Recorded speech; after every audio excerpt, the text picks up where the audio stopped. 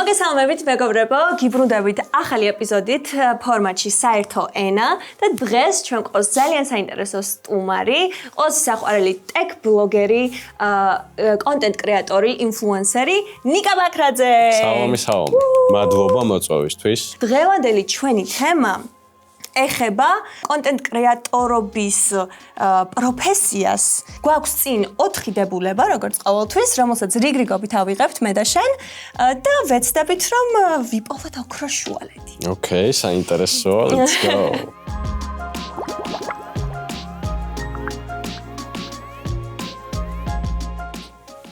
გადატრიალა.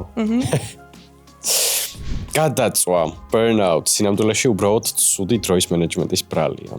ცუდი დროის მენეჯმენტის ბრალი შეიძლება იყოს და ჩემ შემთხვევაშიც ვაღიარებ, იმიტომ რომ doom scrolling-ი სამწუხაროდ ძალიან შემოვიდა ჩვენს ყოველდღიურობაში, აბსოლუტურად ყოველს ყოველდღიურობაში რა. ჩემ ნაწილში ხა ვამართლებ იმით, რომ ჩემი პროფესიაც არის, იმიტომ რომ გინდა არ გინდა ანალიზს უკეთებ კონტენტს და ასე შემდეგ, მაგრამ ხო, ცოტა დრო მიაქვს ხოლმე რა. შესაბამისად, რაღაც ნაწილებში, თუნდაც მე რო უკეთესი დროის მენეჯმენტი მქონდეს, ვფიქრობ, რომ ბევრად უფრო პროდუქტიულიც ვიქნებოდი. მე ვიტყოდი უფრო აი ენერგიის მენეჯმენტი, უფრო შეიძლება ეგეც იყოს, კი. მე პირადად როცა ზოგადად ძალიან ისეთი პერფექციონიზმით გამოვირჩევი და ასევე ვარ ძალიან ემოციური. და როცა რაღაცას ვაკეთებ, ნებისმიერი რუტინული საქმე გინდა თუ რა გინდა, ვდებ ჩემს 110%-ს.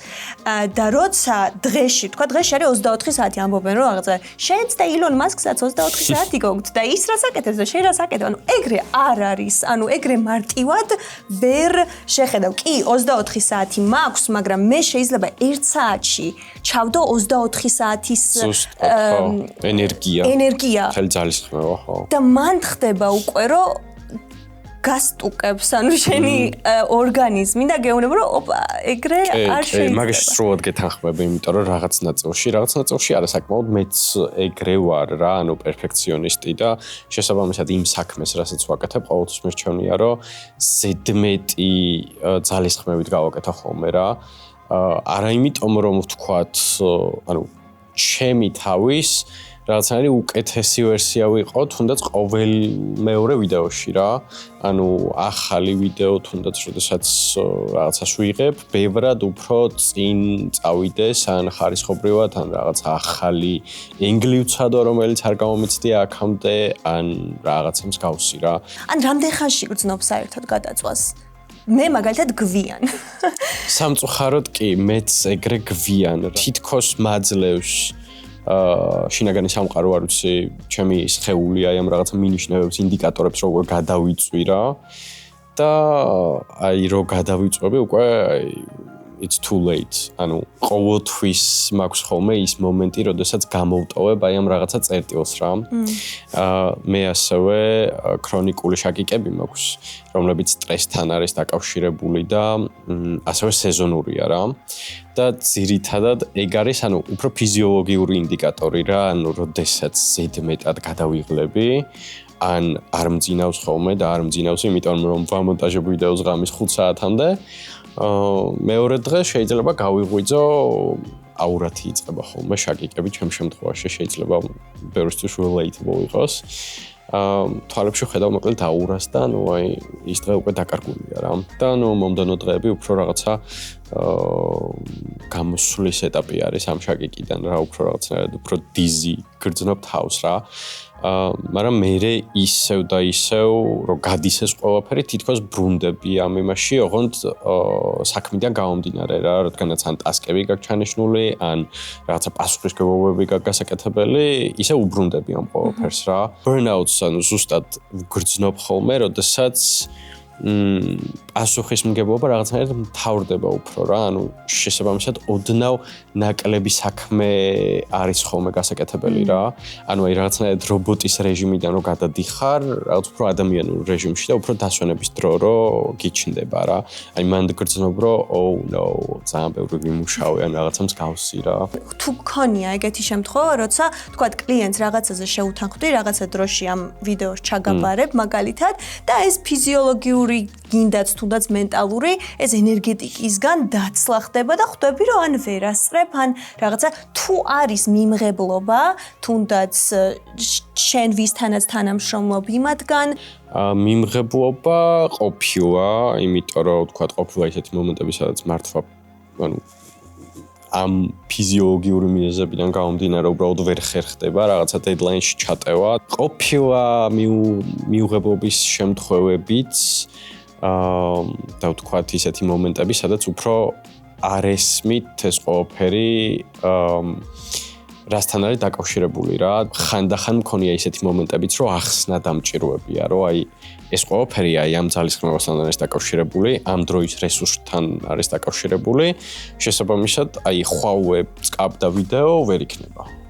იმიტომ რომ სამწუხაროდ ასევე ქართულ მარკეტინგში ეგეც არ მხოლოდ მარკეტინგში სხვათა შორის აბსოლუტურად ყველა სფეროში ეგრე ვიტყოდი, აი ხვალვე უნდა, ხვალვე არა, გუშინ უნდა ხალხს ყველაფერი რა და არ ხდება ეგრე. ისიც არის რომ ინდუსტრია არ გელოდება რა. ეგეც არის სხვათა შორის კი და ან მარკეტინგმაც მათ შორის შეგვაჩვია აი ამ თავისი მესიჯებით, რაც ვრცელდება ქართული კომპანიების მარკეტინგში და კამპანიებში, რომ ყოველთვის უნდა კონდეს мотивация, ყოველთვის არ უნდა დაიგდო შენი ფეისი. და სულ უნდა ირბინო რა ფაქტობრივად რა და სულ წინიარო და რაღაც მომენტში ეხა უკვე ხვდები რომ აი რაღაც ოდნავ გაჩერებაც მნიშვნელოვანია, დასვენებაც მნიშვნელოვანია რა. აი ცოტა დაპაუზებაც მნიშვნელოვანია და აუცილებელი. აი დაპაუზდი რა. ბუნებრივად გადმოსტყორცნის მეორე მხარეს რა. იმდენად უკვე ყველაფერი აი აფეთქების პირას არის მართლა ეს სიჩქარეს ისწრაფე რაღაც რომ აი მინდა რომ ხალხო მინდა რომ შემდეგი მარკეტინგული კამპანია ვინმემ გააკეთოთ რომ ისუნთქე შეჩერდი რაღაცა გამოიხედე თვალებიდან გთხოვთ ეს მაინც შენი სპეციალობიდან გამომდინარეა მგონი ძვირად ღირებული ტექნიკის გარეშე ხარისხიან კონტენტს ვერ შექმნი არა და არა ანუ არა აქვს მნიშვნელობა აბსოლუტურად ყველას ვეუბნები დღესდღეობით ანუ ვინც მოდის ჩემთან და ძალიან ხშირია სხვათა შორის რომ ან რჩევა სჭირდებათ რაღაცა რომელი კამერა იყიდონ და ასე შემდეგ და პირდაპირ ვეუბნები რომ ანუ დაიწყე არა აქვს მნიშვნელობა რა гаджеტი გაქვს რა კამერა გაქვს რა ტელეფონი გაქვს მათ შორის სრულად საკმარისია აბსოლუტურად ნებისმიერი ტელეფონი მათ შორის Android-იც რომ დაიწყო კონტენტი არა აქვს მნიშვნელობა როგორი სეტაპი გექნება მერე დრო და დრო შეგიძლია გადახვიდე განათებაზე, მიკროფონებზე, მერე დააპგრეიდებ შენ სეტაპს, მე თვითონაც ჯერ კიდევ სანამ კამერა მექნებოდა, ვიღებდი ჩემი ტელეფონით. პირველი Google Pixel მქონდა მაშინ და YouTube review-ებს ვიღებდი მაგ ტელეფონით. ერთი ჩემი მეგობარია ღამას წინათ ვესაუბრობდი, კონტენტს იწყებს თვითონაც და ესე მითხრა, რომ მეო Android-ის ტელეფონი მაქვს და შანსი არაო, რომ iPhone-ზე გადავიდეო. Android-ით ვიღებოთ ძალიან კარგ ხარისხშია, მაგრამ ჩემს მეგობარს ვუგზავნიო, რომელსაც iPhone-ი აქვს. და იმან დადოსო. იმიტომ რომ მე თუ Android-დან დავდეო, ხარისხიო არის ფაფუ. ეცი რა არის მაგის ყველაფერი მიზეზია ტექნიკური ენით რო აგიხსნა ფრაგმენტაცია ქვია ამ ყველაფერს რა და ჯერ ეს ერთი რომ დეველოპმენტი ყოველთვის iOS-ზე არის პრიორიტეტული და მეორეც ერთი უბრალოდ device-ები გაქვს ზუსტად 4 ცალი მაქსიმუმ 6 ცალი წლის განმავლობაში რომელზეც გჭირდება რომ ოპტიმიზაცია გააკეთო რა და ამ შემთხვევაში აკეთებენ რადგანაც ამდენი მწარმოებელია ამდენი ტელეფონია სხვადასხვა საფასო სეგმენტში წარმოიდგინე ერთ რაღაცა ადაპტიურ ენას არ ვიცი როგორ ახსნა რო ვთქვათ, ყველა ზომას ეს ყველაფერი მოერგოს და ამ შემთხვევაში ეს არის screenshot-ი რა, ანუ ძალიან ხშირ შემთხვევაში, როდესაც პირდაპირ Instagram-იდან იღებ ფოტოს ან რაღაცა, ტელეფონი უბრალოდ screenshot-ს აკეთებს რა. ხო და ეს ყველაფერია ეს ოპტიმიზაციის ნაწილი, მე ითარგმნება ატვირთვაშიც რა, იმიტომ რომ bitrate-ები განსხვავდება, ეს ოპტიმიზაცია განსხვავდება, მაგრამ ჯობია ხოლმე ყოველთვის, რომ iPhone-ით ატვირთო რა, ანუ შეგიძლია რაღაც Android-ით გადაიღო ჩვეულებრივ კონტენტი, არ არის პრობლემა. რო კარგი კამერები აქვს, ანუ S25 Ultra, ეხლა გამოდის S26 Ultra. ხო რა, ძირითადად iPhone-ის მომხმარებელი ვარ მეტყობა. ეს ხაზია Samsung-ის მთავარი მოწინავე კამერის ტიპი, როგორც ვთქვათ, შეიძლება iPhone-ის შემთხვევაში იყოს Pro და Pro Max. ხო, პიქსელებსაც შესანიშნავი კამერა აქვს, რომ პირველივე დღიდანვე ალგორითმები იყო ჩართული ამ ყველაფერში და AI, რაც ეხა ბევრად უფრო ჭარბობს, მაგრამ მაშინ 2016 წლებში პირველი იყო ზუსტად პიქსელი, რომელმაც ფოტოს ხარისხი, ანუ ისეთი გვანახა, რამაც მე უბიძგა აბსოლუტურად ყველა მწარმოებელს, რომ ცოტა ეს computational ფოტოგრაფია ჩართოს თავის იმაში რა. ძალიან ტექნიკური მხარე წავედი ხა. მაგრამ ყოველ შემთხვევაში, კაი, რიგით მაყურებელს ეგ ტექნიკური მხარე არ ესმის, მაგრამ არჩევს კარგ ხარისხს და ცუდ ხარისხს ერთმანეთისგან და დაეთანხმებოდი იმ რაღაცა დებულებას, რომ მაყურებელი ელოდება მაღალ ხარისხს. მით უმეტეს ესეთ გაჯერებულ ბაზარზე, როგორიც დღეს აი ხა რა შედარებაა, თქვათ 5 წლის წინ როგორი დატვირთული იყო სოციმედია და ეხლა რაც ხდება. იცი რა არის, შეიძლება მოვოდინი არის კარგი ხარისხის კონტენტის, მაგრამ ჩემი აზრით ან TikTok-ი რო შემოვიდა ზოგადად რა, ძალიან mainstream რო გახდა, უშუალო და friendly კონტენტი გახადა უფრო mainstream-ული რაღაც ნაწილში რა, ანუ 50-50-ზე შევხედავდი რა. ბევრად უფრო ამოიქაჩავ, თქვათ და ბევრად უფრო გირჩევნია, თქვათ ვიღაცას მოусმინო, ვინც ხალათში ზის, არანაირი განათება არ აქვს, რაღაც basic განათების პრინციპები დაცული კი აქვს და თქვათ ამონათებულია რა, ფანჯრის წინ ზის, ხო რა, ყველაზე მარტივად. და ანუ რაღაცა meaningful-ს ამბობს რა, ანუ შესაბამისად შინაარსი უფრო meaningful გახდა ამ შემთხვევაში რა, ვიდრე ვთქვათ ხარისხი და ასე შემდეგ, იმიტომ რომ რა ვიცი, შეიძლება ადამიანი ხარისხსაც ქმნიდეს, მაგრამ არ იყოს საინტერესო რა. შენ როგორ ფიქრობ? თავიდანვე რომ ინვესტიცია ჩაგედო შენ თავში, თქვა აი ვალებით გეყიდა კამერა ისა რამეს შეცვლიდა შენთვის, ანუ უფრო სწრაფად გაგზრდიდა თუ არა? არ მგონია, არა. მე ყოველ შემთხვევაში ჩემი პერსპექტივიდან და პრიზმიდან გამომდინარე მირჩევნია რომ მაქედან დამეწყო ზუსტად საიდანაც დავიწყე რა ტელეფონით და დროდადრო აპგრეიდით, იმიტომ რომ ეგრე ბევრად მეტი ვისწავლე. იმიტომ რომ მინახავს კრეატორები, ვისაც ეგრევე აქვს $10,000 კამერა და აი რაღაცა სიგიჟე სეტაპები, მაგრამ ვერ იყენებენ სათანადოდ რა, ანუ შეიძლება ისეთი ვიდეოც დადონ ხარისხობრივად, რომელსაც ტელეფონითაც უკეთესად გადაიღებდი ფაქტობრივად რა. ეგრევე რო $10,000 კამერით ანახებ კონტენტს ადამიანებს, ეგრევე იმ რაღაცა კვოტას ქმნი რაღაცნაირად, რომ თითქოს უკვე ხარისხი უნდა დადო რა და შესაბამისად მანდ რო ხედავ როგორც მაყურებელი რომ რაღაცა ანუ გემოვნო ედიტი ან რაღაცა მსგავსი. ან ჯერ კიდე თვითძიებაშია ადამიანი მე რაღაცნაირად ხო აქვეშენებ რა, ანუ აი რამდენად რელევანტურია ეს ყველაფერი ჩემთვის და რამდენად უნდა უყურო, ან რამდენად უნდა მომეწონოს. მაშინ იმაში აუცილებლად დაგეთანხმები, რომ ეტაპობრივად როცა იზრდები, პატარ-პატარა მიზნები გესახება, რომ თქვათ აი დავიწყე მარტო ტელეფონით, ხო? და მიზნად მაქვს, რომ აი ამ გამომწერზე რო ავალ პირობითად შევაგროვებ ფულს და ვიყიდი კომპიუტერს. მე კომპიუტერს რო ვიყიდი, მე ვიყიდი რაღაცა იმ 360 კამერას თუნდაც.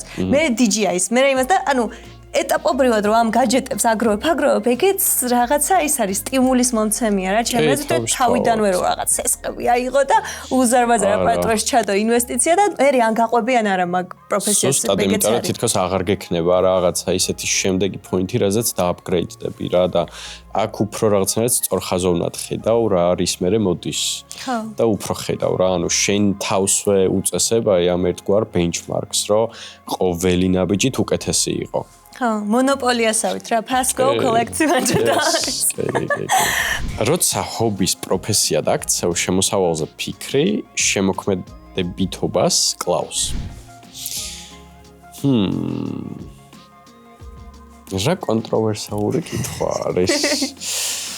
მთავარია რომ ეს ყველაფერი არ გადაგექცეს რუტინად, ანუ შენ თუ ეს ყველაფერი რუტინად გადააქციე და შენზე არის ზუსტად ეგ დამოკიდებული, რა თქმა უნდა, შემოქმედებითობა მოგიკვდება რა და ძალიან full time ჯობივით აღიქვამ ამ ყველაფერს.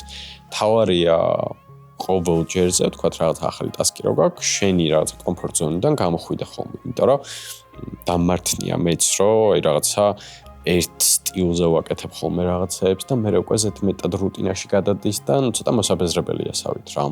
როცა მით უმეტეს დამკვეთები ყავს, როცა რაღაც მოლოდინებია, რომ აი ესეთი პროდუქტი უნდა ჩაგვაბარო. და შენ შემოქმედებითობის წყურვილი გაქვს რაღაცა შენი საქმე ფიქრობ რომ იცი, ამ დროს დამკვეთს თავის მოლოდინები აქვს. რამდენად გამოგდის, თქვათ, ამ შემოქმედებითობის ჩაკulis გარეშე მოლაპარაკებებზე წასვლა? ძირითადად ვისთანაც თანამშრომლობ ყოველთვის მენდობა ხოლმე რა, თუმცა მაინც არის გამონაკლისები და ისეთი ბრენდები, რომლებიც თქვათ, ანუ თავიანთი ხედვა აქვს, გინდა არ გინდა რა და შესაბამისად შენ რასაც თავაზობ, თითქოს უარყოფენ მაგ ყველაფერს რა. და თითქოს მეტი გინდა რომ გააკეთო, მაგრამ გზღუდავენ რაღაც ნაწილში რა. ეგ იყო ზუსტად ჩემი ვიდეოს რაღაც ნაწილშიც, რომ ან გიწევს მერე კომპანიის დირექტორთან რაღაცის გარკვევა, იმიტომ რომ რაღაც ნაწილში არ გენდობა და ხვდები, რომ არ მოდის ეს ნდობა რა. გითქვამს უარი პროექტებზე. იყო ეგეთი მომენტები, სადაც უარი მithქვამს, ოღონდ ძალიან ანუ პროცენტულად ნაკლები წილი არის იმ კომპანიების, სადაც თქვათ იმ პროექტების უფრო სწორად, სადაც შუა პროცესში მithქვამს უარი რა.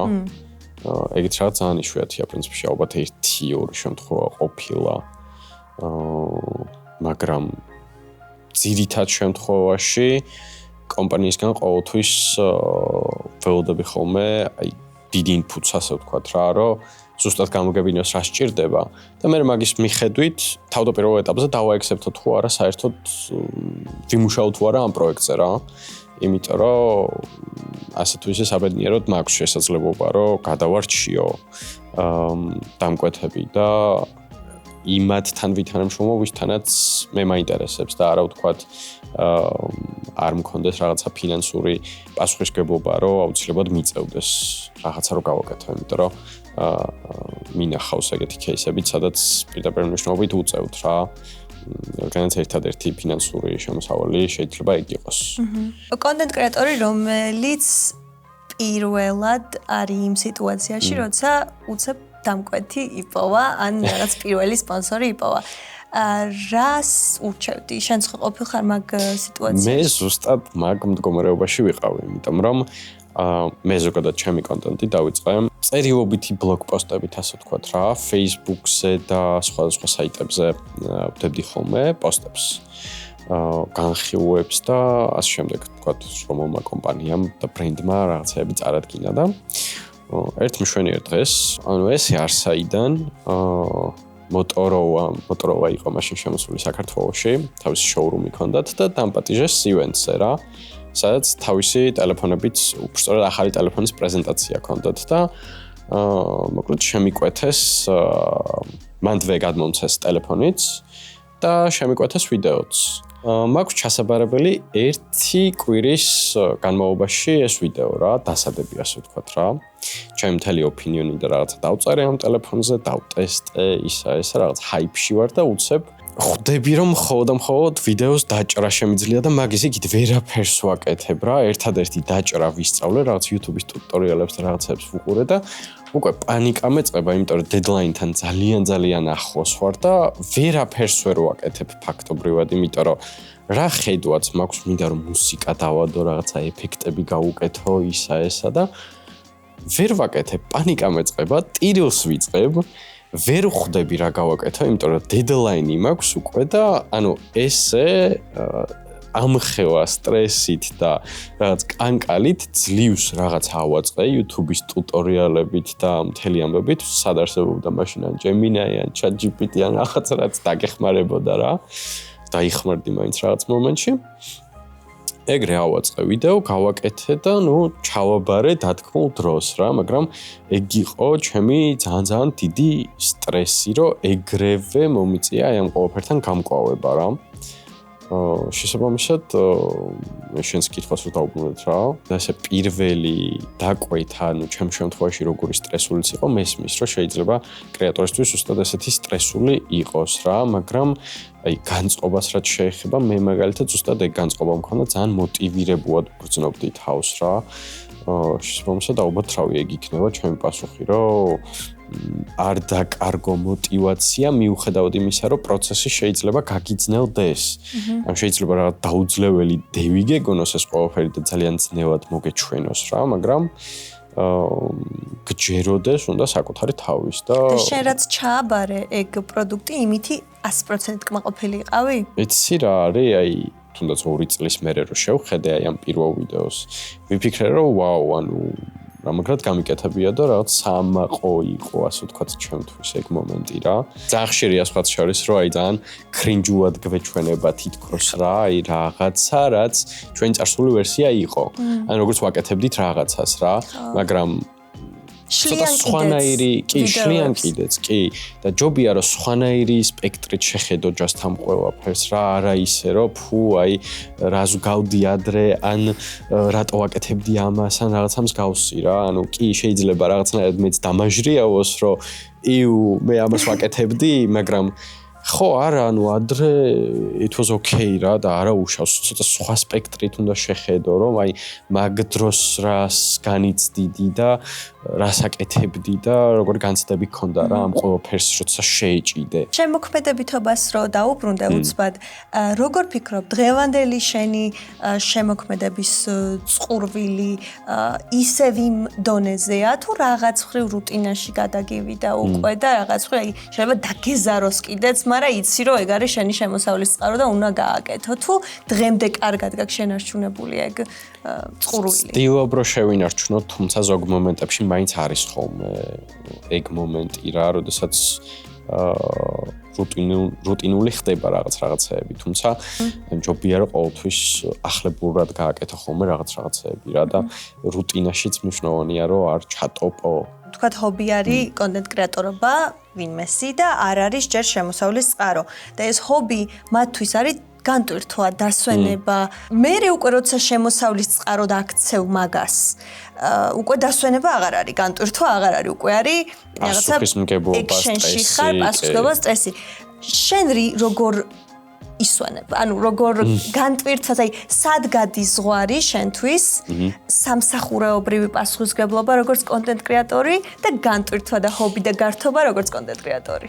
აი თვითონ ის ნაწილი როგორც დაშვი კითხვა რა, ანუ კრეატორები, რომლებისთვისაც კონტენტის შექმნა არის რაღაცნაირად რეალობიდან დაღწევა და ასე შემდეგ რა. ის ადამიანები ვთქვათ, ვინც full time-ზე მუშაობს და კონტენტი ცალკე ჰობია, რომელსაც მერე შემოსავლის წყარო დაქცევს.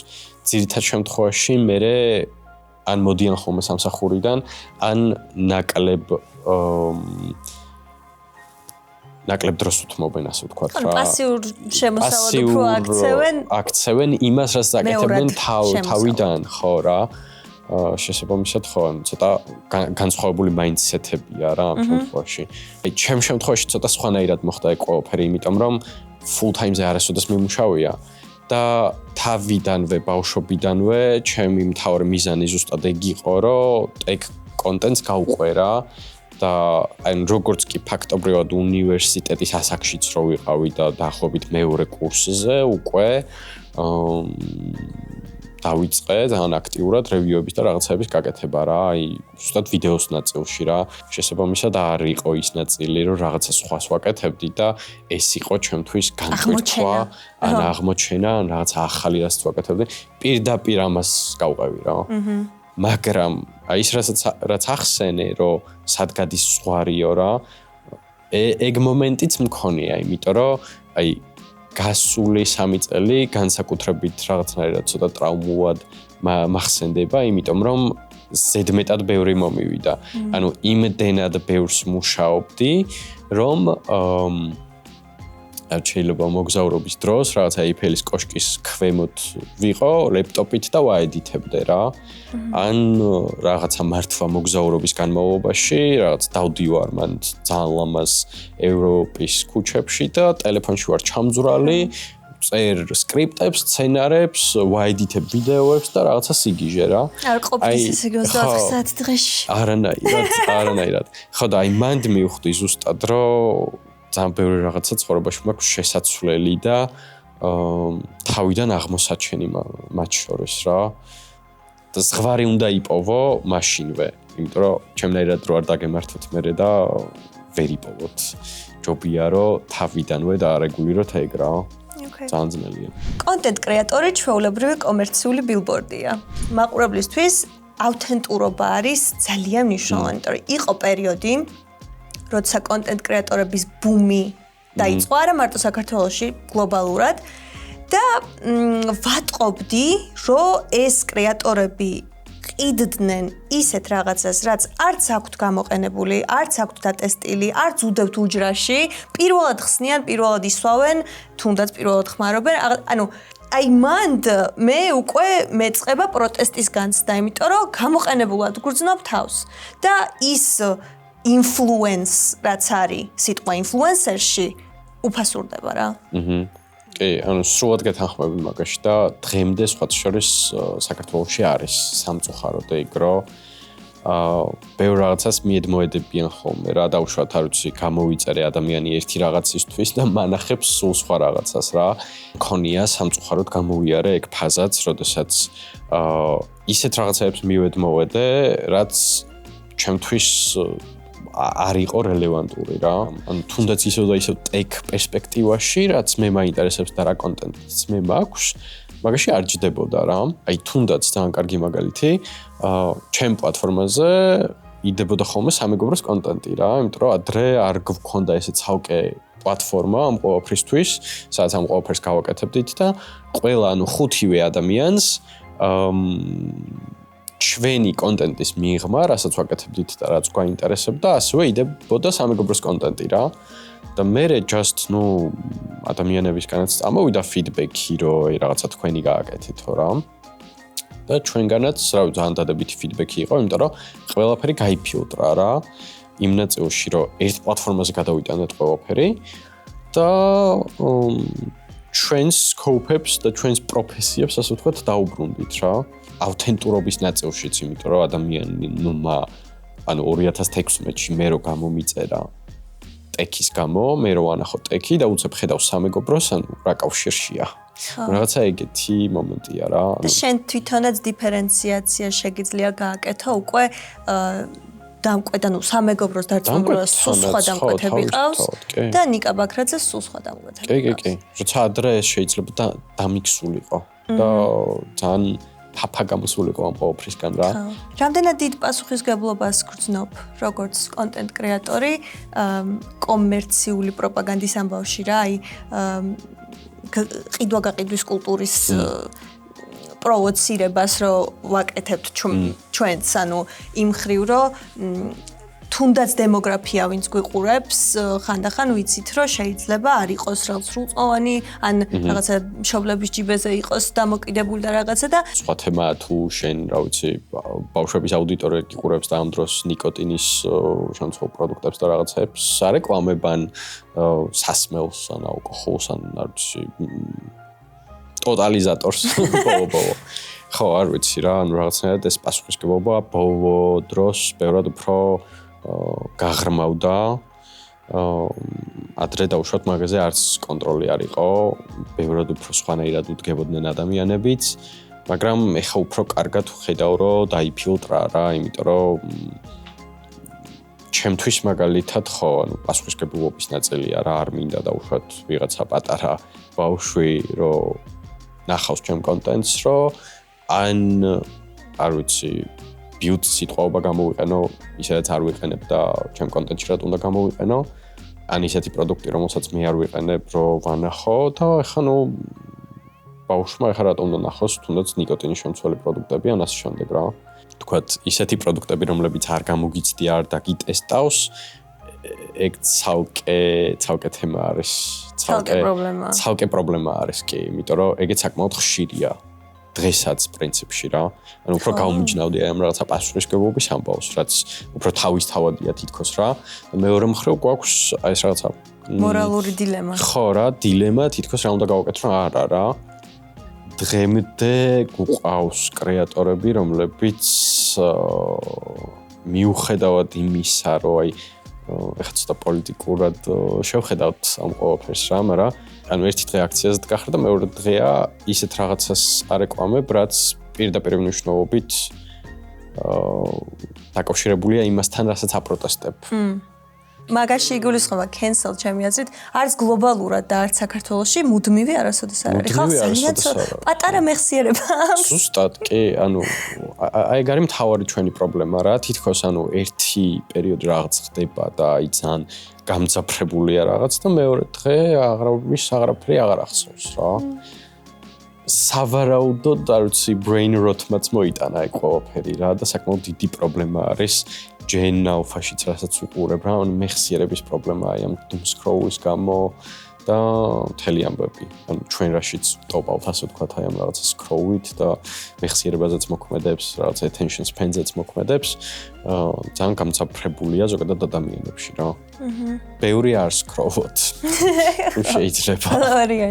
ბალანსი. რა ძალიან მნიშვნელოვანია. საერთოდ ჩემთვის ძალიან საყვარელი კონტენტ ხაზია და ყოველთვის სტუმარზე რო ვარ კონცენტრირებული და მე რო ცოტა pressure მეხსნება, ძალიან ბედნიერი ვარ. საერთოდ ენა რო გამონახო ამ სტუმარს. ნიკას სოციქსელებსაც აუცილებლად დავლინკავ description-ში და გამოიწერეთ ნიკა თუ არ ყავთ გამოწერილი რა სადაბანაობთ და ასევე დააფოლოვეთ სალისბაბლი, გამოიწერეთ სალისბაბლი და კომენტარით დალაიქეთ ყველაფერი. ძალიან დიდი მადლობა. კიდევ ერთხელ. მადლობა. აბა დროებით შემდეგ ვიდეომდე.